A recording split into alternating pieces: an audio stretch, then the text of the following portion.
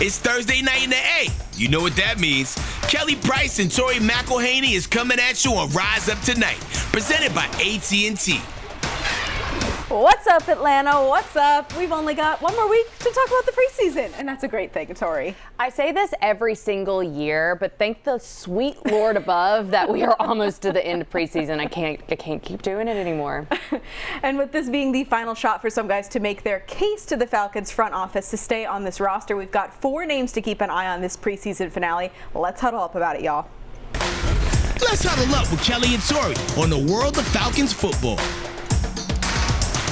Starting off with one of the big playmakers from this last Friday night, Natron Brooks made sure this defense kept its takeaway streak alive, but on top of that, what he did on defense, he also had 2 kick returns for 52 yards. Special teams, always a good egg or basket to put your eggs in as a bubble player, right? And on top of all that, he's been nice in camp. He's taken a few first team reps, but has Brooks done enough to make the 53-man roster, Tori? No doubt in my mind that he absolutely has. And I would argue that he not only has done enough to make this roster, but has done enough to even solidify himself as the first corner off the bench behind starters A.J. Terrell and Mike Hughes. The player I think should be more on the radar for fans is Clark Phillips, who's missed a ton of time this preseason with a rib injury. Even before his injury, though, it did feel like Natron Brooks was moving his way up the depth chart, but now I'm worried about what Phillips' role on this roster really looks like, and I don't know if I have the same feeling about Brooks at all. I think he's earned a spot. Yeah, that's a great point. Next up, another standout performer against the Titans, Nathan Carter. He basically doubled Atlanta's entire rushing attack, the 22 yards from that first preseason game, with that explosive 43-yard touchdown, which was awesome to see. And this is an interesting case because, of course, the running back depth chart starts with Bijan Robinson, Tyler Algier, but after that, Carlos Washington has been injured, just like we talked about with Clark Phillips. So does that create space for Carter on this roster? So again, to your point, it's a very similar conversation that we just had about Clark Phillips. Do you keep someone on the roster who has been a role player for you in years past? Do you hold on to that version of them? Or do you value the player who has actually been available to you in camp and not just done that, but has done some stuff to warrant a shot? That's where I find myself with a lot of these roster conversations. And with Carlos Washington versus Nathan Carter, that argument is right up there at the top of the most toughest decisions that this front office will have to make this preseason. You know what they say, best ability is availability. Well, staying on offense, a name that a lot of Falcons actually may have become familiar with at this point, Chris Blair. He's been around this team for 2 years, up and down from the practice squad, played in 4 games last season, but this receiver room is really crowded. Do you think the Falcons are going to kind of hope they can slip him onto the practice squad again? So not only Chris Blair, but I wouldn't be surprised if the Falcons stash a handful of receivers on that practice squad. Think Blair, yes, but also Dylan Drummond, Nick Nash, maybe even Jesse Matthews. Oh, and don't forget about David Sills V. He's been working with the ones, either in Drake London's spot in depth or even alongside London in a big receiver look. I'm not going to lie, Kelly, it may sound crazy, but I think there is a world in which the Falcons carry 7 receivers on the 53-man roster. That's and crazy. Potentially even 3 on the practice squad. That's I really crazy. do. We'll see. We're bringing back the hot takes in the preseason. All right, finally, the mess at tackle that we've kind of touched on, it got a whole lot messier this week. Caleb McGarry was injured. Storm Norton had ankle surgery. Raheem Morris said he is happy with their offensive line depth, but that was before the McGarry injury in practice yesterday. And depth isn't always meant to go 3 deep that quickly. Elijah Wilkinson was plugged in at right tackle in practice the other day, but this is also potentially a big moment maybe for the 6th-round pick, Jack Nelson, to show that he belongs here, right? Because he struggled a bit this preseason. I'll be honest, I am very concerned about the ramification of all of this news. I'm not sold yet on Wilkinson or Nelson taking over for McGarry if it comes to it, and I don't know if another preseason game will change that for me. Yeah. So if I'm Terry Fontenot, I'm tracking every available or even not available offensive tackle in the league to see what I need to do to get a starter in quickly. Now, getting caught up to speed on the playbook would be like drinking water out of a fire hydrant for a hypothetical newcomer, but you don't have very many options right now. You know, of course, I hope Wilkinson or Nelson change my mind, but right now I'm not too confident on where this offensive line stands at the moment. Yeah, and we got to get a blindside blocker in there for Michael Penix Jr. Well, like a lot of us, the Atlanta Falcons are in preseason form when it comes to the fashion department. I like to think they're saving the good stuff for the regular season, but let's talk about the head coach and the trend I saw this week. We're walking in. We start with none other than Raheem Morris. Pretty sure I've seen him rock this suit coat before, but I love the casual preseason vibes we're giving with the t-shirt underneath, and yet he still had a little pocket squirt moment. He had time for that. Y'all know we're scraping the bottom of the Fitz barrel when we're praising a repeat casual blazer look. And hey, look, I'm not knocking it. I wear the same blazer all the time. It's time to get some real season fits in here. He may be an outfit repeater, but we are outfit rememberers, as Lizzie McGuire once said. Yes. All right, now let's talk about the headgear. There were two standout hats this week. Let's talk about the first one on Chris Blair's head. This one, you guys know the Falcons throwback merch has a special place in my heart, so I'm a huge fan of this hat. Also, I think there's a little corduroy action going on here too. Like, I'm very happy about that right there. Yes, the texture is giving. And for hat number 2, I give you D. Alfred. It is part Demogorgon, part Furby, fully fabulous. Him and Ray McLeod, they need to link up their furry hat collection because it might have come out of his closet. So, do we really think that this could have come from Ray? Like, I think that it could have. It feels very familiar to me, and I'm not saying that it didn't come out of Ray's closet. I don't know. We're in for a ride, and it's going to be a good one. It's going to be a good one. We've got lots more coming up on Rise Up tonight. Lots of good stuff, as Mama Penix there said. We've got a one-on with QB1's mom. I had so much fun chopping it up with Takisha Penix. Stay tuned for that later in the show. And Bijan Robinson makes plenty of Falcons fans smile on game day, but he also makes plenty of folks stay on his off days. We'll explain that next on Rise Up tonight. Rise Up Tonight is presented by AT&T and brought to you by Georgia Lottery. Today could be the day. By Mercedes-Benz, official luxury vehicle of your Atlanta Falcons. And by Home Depot, how doers get more done. Do you ever wonder what's really on your favorite player's mind? It's time for the question of the week. Overrated. Warning, hot take incoming. I'm gonna say TSA pre-check. Oh, he's crazy. He's crazy. I'll say TSA pre-check is not over it. I got TSA pre-check and clear. I think it was good early on, and then now the line's getting extended. Atlanta, I'll take all of it. And a lot of the times it's not quite as fast, especially if you have a priority boarding pass in Atlanta Airport. It's probably faster if you go through the North Terminal. I say cheese quesadilla. I would say bacon. I think bacon's overrated. Thank you. Yep. Yes. That's crazy. Bacon's overrated. It's on too many things. I think they're overrated because it's just cheese and then tortilla. Hurricane Katrina! More like Hurricane Tortilla. It's a glorified grilled cheese. I'd rather eat a grilled cheese. Probably chocolate desserts. Bombastic side eye. I'm not a big chocolate dessert guy. I think yogurt is overrated. I think Greek yogurt, regular yogurt, I think people love it, and I think it's gross. I love all of that, but my favorite was Chris Lindstrom, how much he has thought about the TSA pre-check conversation. He's clearly had a lot of debates about this. I also don't agree with him for a second. Like, we live in Atlanta. We know what the Atlanta, like, it's the busiest airport in the world. Yes. And you're not going to have TSA pre-check? You have to have it. Other places I can kind of get on board with that. If you're going someplace where it's like, okay, you don't necessarily need it, Atlanta, you need it. You need it. And those lines still are something else. All right, well, Falcons running back Bijan Robinson, he is something else as well. He's not only making an impact on a football field near you, he's also making a difference in a community near you as well. As we rise up for Atlanta, brought to you by Truist. Earlier this offseason, Robinson spent the day at Mercedes-Benz headquarters for National Volunteer Week. He teamed up with a local nonprofit, Backpack Buddies of Metro Atlanta, to host a meal packing event, along with more than 500 Mercedes-Benz employee volunteers, packing upwards of 6,000 meals with 7,200 plus pounds of food for children across the Metro Atlanta area. Well, more Rise Up tonight is on the way, including a cameo from Ben DiNucci. Yes, he is a Falcon now. Plus, a lot of us are familiar with Michael Penix Jr.'s unusual path to becoming a starting NFL quarterback, but I wanted to learn more about him from someone who's known him literally longer than anyone else, his mom. Don't miss my conversation with Takisha Penix coming up next on Rise Up Tonight. Welcome back to Rise Up Tonight, Let's head in the nest with Kelly, Tori, and this week's special guest, brought to you by Mercedes-Benz. So to get to know Michael Penix Jr. a little bit more, we're going to bring in someone who has known him literally longer than anyone else. His mom. Thank you so much for joining us. I really appreciate your time. I mean, just what a year for your family, right? Like, how are you kind of feeling going into this season? We feel really excited.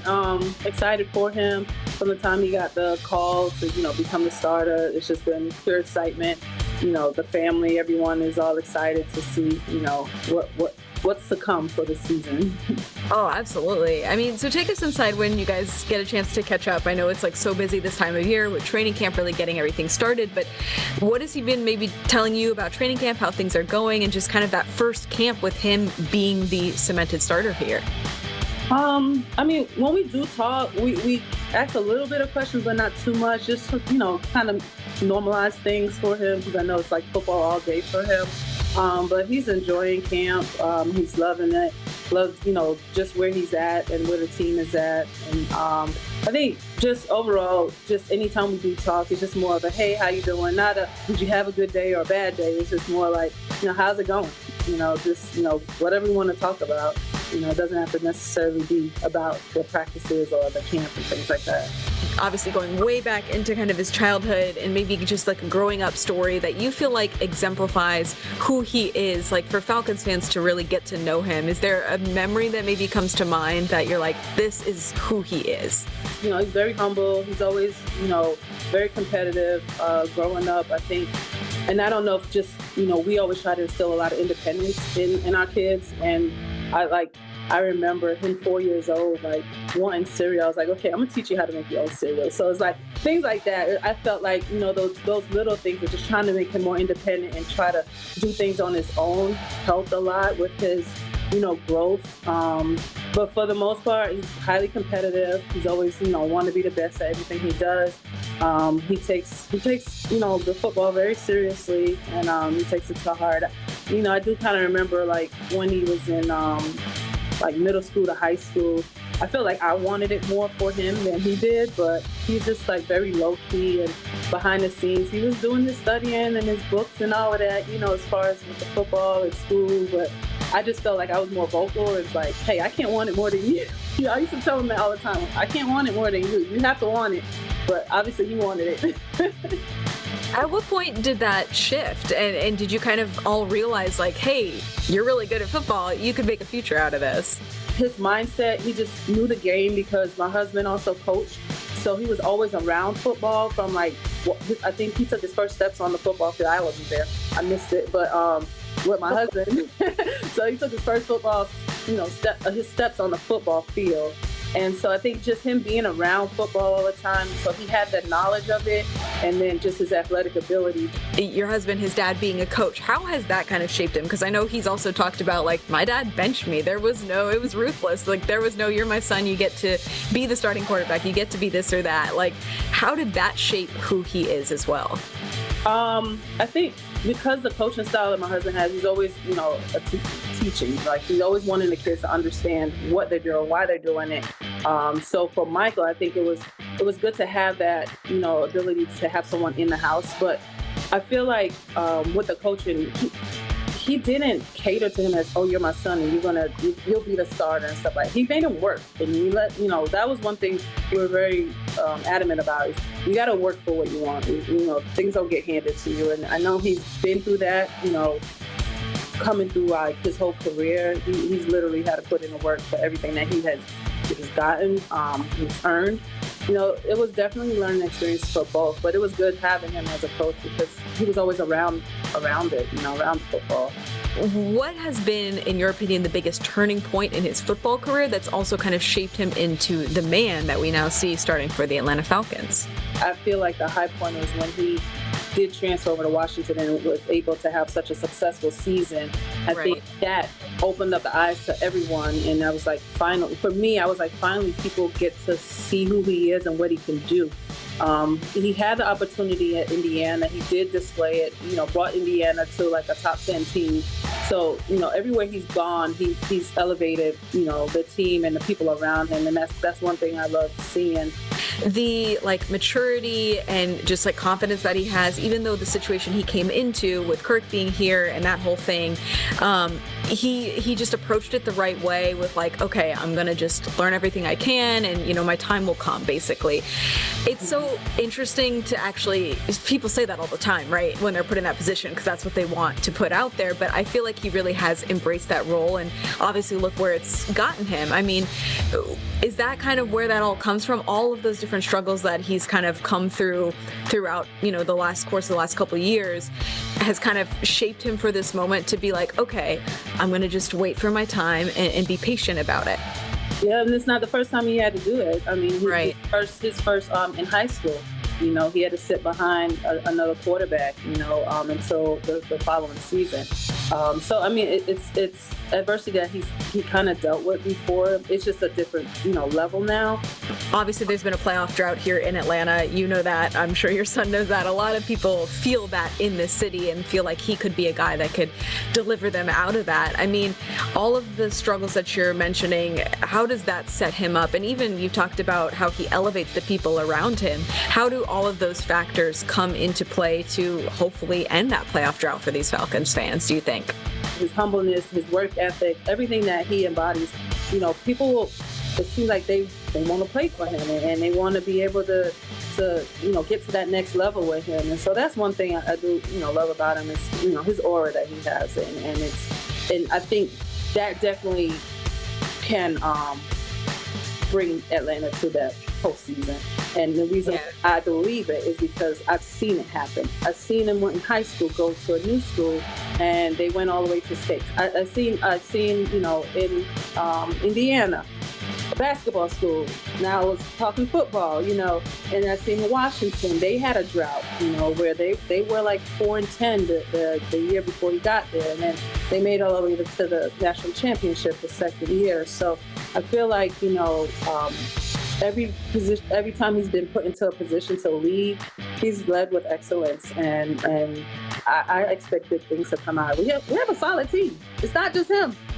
We got a solid team, and it's really good, and defense is looking good. I think all the puzzle, pieces to the puzzle are coming along great. Well, and you talk about, teammates gravitating towards him, but I think the fans here have gravitated so heavily towards him. What is it like for you as a mom to like see that? And if you when you go to games and stuff and you're wearing like the Penix jersey or whatever, like hearing the interactions with fans in person, like what is that like for you as his mom? It's awesome. Oh, it's kind of crazy. And I feel like I wish every parent can experience it. But just, when people hear that, because we don't just go, oh, I'm his mom. Right. People are like, oh, you got a son? Like, yeah, I got a son. And I'm like, oh, I got 3 boys. I always say, yeah, I got 3 boys. And they always want to know, well, how old are they? I'm like, yeah, the age. And then, oh, okay. And they all play football. I'm like, yeah, one's in the league. And I'm just so nonchalant about it. And I'm like, what? Oh, my gosh. So just to see their faces, it's like very surreal. Just know that he's going to put it all out there. And he's going to put everything on the line. He's going to do whatever he can to bring the fans what they want, bring the team what they need, things like that. We're in for a ride, and it's going to be a good one. It's going to be a good one. I love that promise. I love it. I love to hear that. Well, thank you so much for joining us. I really appreciate the time and all the stories. Those are awesome. Thanks for sharing all of that with us and our viewers. For our viewers who want to check out more of this interview, head to fox5atlanta.com or the Fox Local app, and we'll post the full thing on there. And for now, we'll be right back on Rise Up Tonight. All right. It's again. Hey Atlanta, this is Head Crack talking, and you watching Rise Up Tonight, presented by AT&T.